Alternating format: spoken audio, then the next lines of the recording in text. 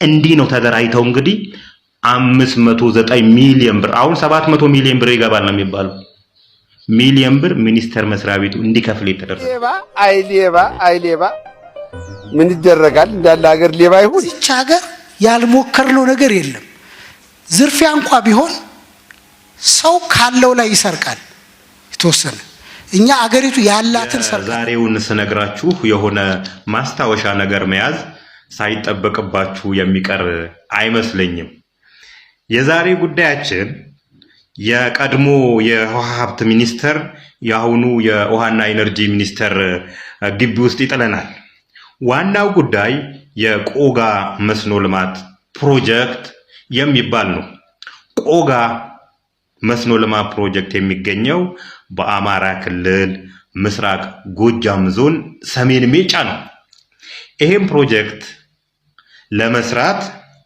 ቻይና ጂያንግዙ ኮርፖሬሽን ፎር ኢንተርናሽናል ኢኮኖሚክ ኤንድ ቴክኒካል ኮርፖሬሽን የሚባል ጫረታውን አሸንፎ ወደ ስራ ይገባል 1997 ዓ.ም በ76 ሚሊዮን 668264 ብር ከ33 ሳንቲም የግንባታ ውል ተፈራረመ ጠቅላላ የፕሮጀክቱ ወጪን ልንገራችሁ 76 ሚሊዮን አሁን ላይ የሆነ ሌባ ባለስልጣን ሻይ ቡና የሚከፍላት ነች ያን ጊዜ ግድብ ይሰራበት የነበረው 76 ሚሊዮን 668264 ብር ከ33 ሳንቲም ነበረ ያን ጊዜ ያሸነፈው ፕሮጀክቱ 1997 ተጀምሮ 2001 የተጠናቀቀ ፕሮጀክት ነው ወደ ዋናው ሚስጥርና ሌብነት የመጣንበት ነውና ታገሱ የቆጋ መስኖ ልማት ግድብ ተጠናቆ አገልግሎት መስጠት ከጀመረ ከ10 ዓመት በኋላ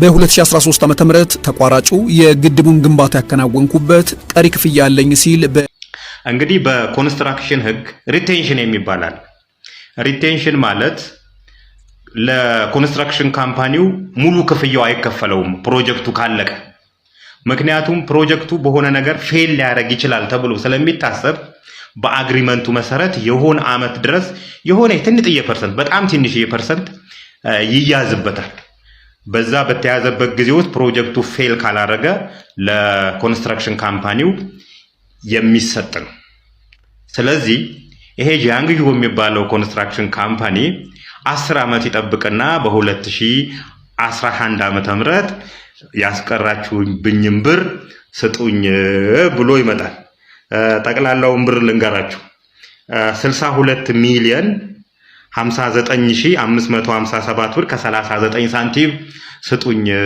በሪቴንሽን የቆረጣችሁብኝ ብሎ ይመጣል ወለዱን ጨምሮ 62 ሚሊዮን 59557 ብር ከ39 ሳንቲም እንዲህ ሲመጣ የውሃና ኢነርጂ ሚኒስቴር ሰራተኞች የሥራ ኃላፊዎች አንሰጥህም አይገባህም አሉት ደጋግሞ መጣ አንሰጥህም አሉት በ2013 ፍርድ ቤት ሄደ በ2013 ፍርድ ቤት ሄዶ በ2017 ሰበር ሰሚ ላይ ሲያሸንፋቸው በስንት ያሸንፋቸው ጥሩ ነው አዳምጡ 309 ሚሊዮን 282273 ብር ከ03 ሳንቲም ሰበር ላይ ያሸነፋቸው ውሉ በተገባበት ወቅት አንድ የአሜሪካን ዶላር 8 ብር ከ08 ሳንቲም ቢሆንም የፍርድ ቤት ውሳኔ ተፈጻሚ እንዲሆን በተደረገበት በህዳር 2017 ዓ.ም አንድ የአሜሪካን ዶላር የምንዛሬ ተመኑ 124 ብር ከ63 ሳንቲም ነበር። የ12 ዓመት ከ149 ቀን ወለድ ብር 163 ሚሊዮን 169706 ብር ታክሎበት በአጠቃላይ 309 ሚሊዮን 282273 ብር ከ02 ሳንቲም እንዲከፍል ተደረገ። ይህ አይደለም የሚያሳዝነው ገና ጠብቁ ገና ሚስጥሩን ልነግራችሁ ነው። ከተሸነፈ በኋላ የግድ መክፈል ያለበት የሚኒስቴር መስሪያ ቤት ጊዜ ስጠኛ ነው። ሲጠብቀው 309 ሚሊዮኗ 200 ሚሊዮን ብር ወልዳ የሚኒስቴር መስሪያ ቤቱ 509 ሚሊዮን 282273 ብር ከ03 ሳንቲም እንዲከፍል ይበየንበታል። የፌዴራል ከፍተኛ ፍርድ ቤት ውሳኔውን የሰጠው መጋቢት 29 2015 ዓ.ም ቢሆንም አፈጻጸሙ ላይ ሚኒስቴር መስሪያ ቤቱ ገንዘቡን ለመክፈል ጊዜ ይፈቀድልኝ በማለት ጥያቄ እያቀረበ ያለምንም መፍትሄ እስከ ያዝነው 2017 ፍርዱን ሳይፈጽም ቆይቷል። በዚህም የተነሳ በዶላር ምንዛሬ መጨመርና በወለዱ ሳቢያ ተቋሙ ከ2015 ውሳኔ ተጨማሪ 200 ሚሊዮን ብር ገደማ እንዲመጣበት ሆኗል። አሁን ወደ ዋናው ሚስጥር ልንገራችሁ። እንግዲህ ይሄ ኮንስትራክሽን ካምፓኒ ሚኒስቴር መስሪያ ቤቱን ሲከሰው ሚኒስቴር መስሪያ ቤቱ ቆጋ የሚባል ግድብ ስለመስራቱም አያውቅም። እውነቴን ነው የምላችሁ አያውቅም። በዚህ ከዚህ ፕሮጀክት ጋር ተያይዞ ያሉ ነገሮች ምንም አይነት ነገሮች ሊገኙ ነው ያልቻሉት። እንግዲህ በየጊዜው ፔመንት ሰርቲፊኬት ይዘጋጃል። ፔመንት ሰርቲፊኬት ሲዘጋጅ ፋይናንስ ለዚህ ካምፓኒ ብር ሲሰጠው ነበር በየጊዜው በተስማማው ውል መሰረት ማለት ነው። አንዲት ሰነድ በፋይናንስ ዲፓርትመንት ውስጥ የለችም። አንዲት ሰነድ በህግ ክፍል የለችም። አንዲት ሰነድ የፕሮጀክት አስተዳደር ላይ የለችም። እንደ ውል አስተዳደር ዶክመንቶችን ሁሉ ፈልገን አጣን፣ አላገኘንም። ፋይናንስ ክፍልም ፈለግን፣ አላገኘንም። መዝገብ ቤት ፈለግን፣ አላገኘንም። እና ኦል ዶክመንቱን ኢንፎርሜሽኑ ምኑ ማግኘት አልቻልንም። 15 ዓመትም ከዛም በላይ የሆኑ ሰነዶች ይገኛሉ፣ ግን የዚህ ምንም አይነት ሰነዶች ልናገኝ አልቻልንም። ማለት አንድ ቦታ ሊጠፋ ይችላል በፋይል አያያዝ ክፍተትም ሆነ በሌላ መንገድ፣ ግን በእንደዚህ አይነት መንገድ ከጠፋ ከባድ ነው። እንግዲህ አንድ ሰውን ከከሰሰ ወደ ፍርድ ቤት የምትሄድ ከሆነ ተመጣጣኝ የሆነ ማስረጃ ይዘው ወደ ፍርድ ቤት መሄድ ነበረብህ።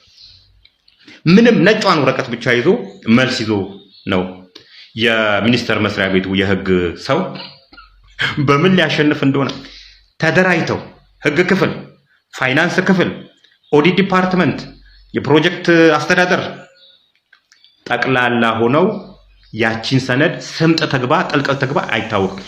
ቆጋ የሚባል አንዲት ነገር ሰነድ በሚኒስቴር መስሪያ ቤቱ የለችም። ከሌለህ ለምንድን ነው ወደ ፍርድ ቤት የምትሄደው? ልታሸንፍ ነው?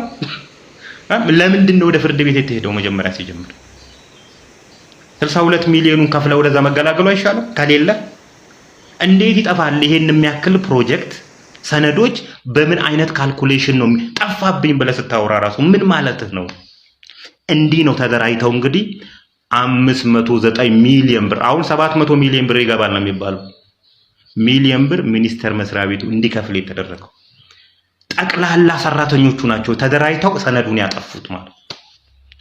እነዚህ ሰዎች አሁን ዛሬ ሚኒስቴር መስሪያ ቤቱ ላይ ወንበራቸው ላይ ቁጭ ብለዋል። እነዚህ ይሄን የሚያክል ቆጋን የሚያክል ፕሮጀክት ረስተውት ስለመገንባታቸውም ረስተውት አሁንም እዛቸው ስልጣን ላይ ቁጭ ብለዋል። ስሙ ጉዳችሁ። ሌላኛው ከዚህ እንትን ውስጥ ልታዩልኝ እንትንም ብለው የፍርድ ቤት የተንዛዛ የፍርድ እንትኑ ሲጀመር 8 ብር ከ08 ሳንቲም ነበር የ1 ዶላር ምንዛሬ ዋጋ። ፍርዱ ሲያልቅ 124 ብር ከ63 ሳንቲም ገብቷል የዶላር ምንዛሬና የተንዛዛ የፍርድ ቤት እንትን ሀገራችንን ምን ያህል ሰከፋ ያስከፈላት መሆኑን ከዚህ ታሪክ መረዳት ይቻላል። ምንጫችን ፋና ብሮድካስቲንግ ምርመራ ነው።